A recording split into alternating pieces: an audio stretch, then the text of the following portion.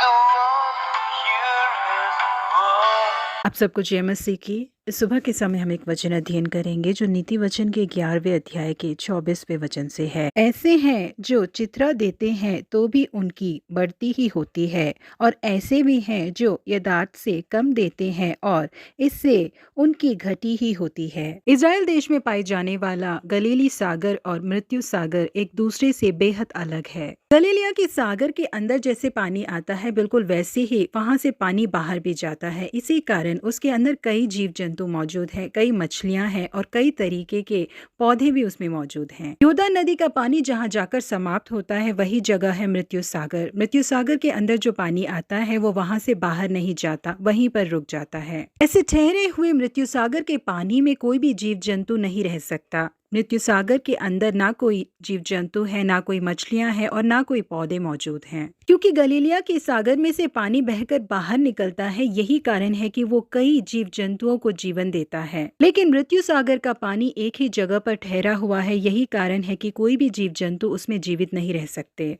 जी हाँ प्रिय परमेश्वर के लोगों, बिल्कुल इसी तरीके से हमारे जीवन में परमेश्वर हमें जिन आशीषों को देते हैं, जब हम उसे दूसरों से बांटते हैं तभी वो और अधिक बढ़ पाता है। उसके द्वारा कई लोग आशीषित होंगे और हम भी और अधिक आशीष प्राप्त करेंगे। हम जिन आशीषों को प्राप्त करते हैं, जब वो हमारे अंदर से बाहर नहीं जा पाती, हमारे अंदर ही रह जाती है, तो वो दूसरों के लिए और हमारे लिए आशीष में साबित नहीं होती, जिस कारण हम आशीषों की बढ़ोतरी नहीं देख पाते। जब हम अपनी आशीषों को खुलकर लोगों के साथ बांटते हैं तो हमारे सौते आशीषित होते हैं और अधिक आशीष के सौते उसमें से फूट निकलते हैं। इसलिए परमेश्वर ने हमें जिन पैसों को, चीजों को, समय को, प्रतिभाओं को और मौकों को दिया है, उसे दूसरों के लिए हम इस्तेमाल करें ताकि वो उन लोगों के लिए भी आशीष में साबित हो। इसके कारण परमेश्वर हमें और अधिक आशीषित करेंगे। इस्राएल देश में जब अकाल का समय था तब परमेश्वर ने एलिया नाम के भविष्यद्वक्ता को सारेबात नाम की जगह भेजा था। उस नगर में एक विधवा रहती थी जिसके पास थोड़ा सा आटा और थोड़ा तेल था, जिसमें वो अपने लिए और अपने बेटे के लिए रोटी बनाने का सोच रही थी।